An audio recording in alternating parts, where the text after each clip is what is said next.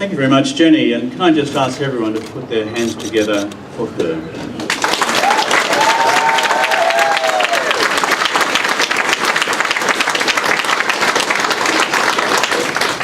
In the Cabinet of Australia, on questions of disability policy, she who must definitely be obeyed.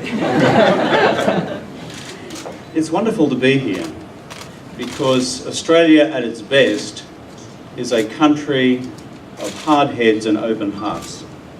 That's who we are at our best. We understand the need to keep the economy strong, but we also understand that to be authentically Australian is to have an open heart to all Australians, all members of the Australian family. And that includes the 500,000 or so Australians who we believe will ultimately be part of this scheme, people suffering permanent and significant disabilities. Why should they be any different to any other Australian? They're part of our family. And because they are part of our national family, we've got a job to do, which is to make sure we're out there with an arm around folks, to make it sure that their futures are good, that they can live lives full to overflowing with their potential. And that's why I'm so proud of the work which Jenny and the team have done, because it enriches us as a national family to have done this well. Jenny said it's a long time in coming. She's right. Often the best stuff takes quite a while to sort out. Policy work and budget work isn't easy. You can fly off and make a press statement and think that's the end of it. It's actually starting with the idea, turning it into some serious research, turning it into a policy which we think might work, then scrounging for the money to make it work, hooking up with our friends in the states and territories to turn all that into a national reality in partnership with the states and territories. Don't worry, mate, you won't catch anything.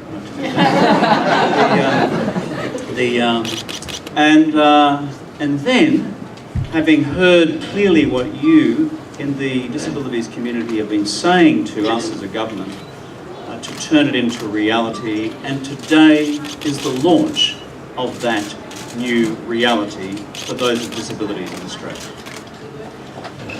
This idea began way back in 2008 at what was then called the 2020 Summit, when a rabble-rouser called Bruce Bonyhady, this guy over here,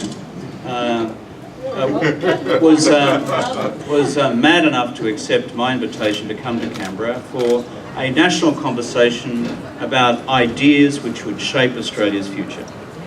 And one of the 10 groups we put together was on community development. And he was one of them.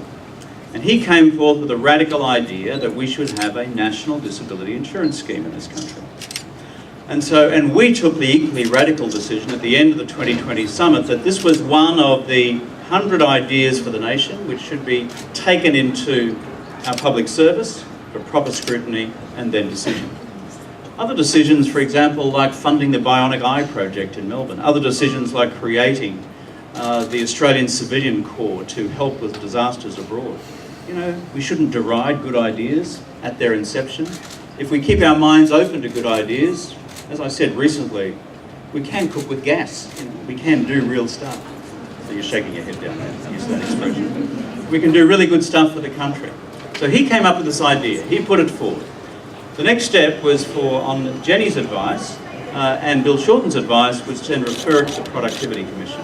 And to those who have laboured long and hard with the essentially humorless folk who work at the Productivity Commission, but we pay them to be humorless because they've got to make sure it works, can I, through you to the Productivity Commission, simply say thank you. It was a first-class piece of policy work. Then, of course, comes crunch time.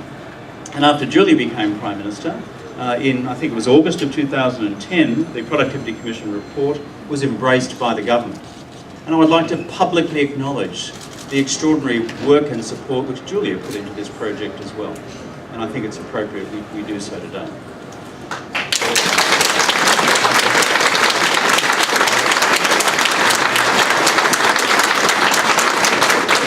Because Jenny was in the rooms with state government ministers and territory government ministers, negotiating how this would be put together between the Commonwealth and the states.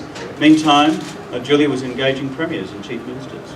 And through all of that often difficult process, we eventually framed an agreement a national agreement. And then turning the national agreement into a fully funded reality. And you know the plan for its rollout. And we're launching now sites in how many locations across the country? Well, 4 launch sites. 4 launch sites covering about how many people? 26,000 people, through to a full rollout in 2019. There you go. Always pays to have a minister standing next to you. And it is absolutely a wonderful start. 2 concluding thoughts. Australia is at its absolute best when we come together as a nation. From people in business, people in unions, people who are workers, people in the disability sector, and people from all levels of government. Australians are sick and tired of us all fighting about everything.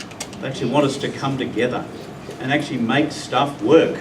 And so I would say to the states and territories, the Government of New South Wales here in particular, because we're in Newcastle today, thank you. Thank you for making that work with us. Because Australians really like it when we can actually agree on stuff and make it work. And we are so much better for doing that through a sense of national purpose and unity, rather than a sense of division and disagreement is our permanent condition.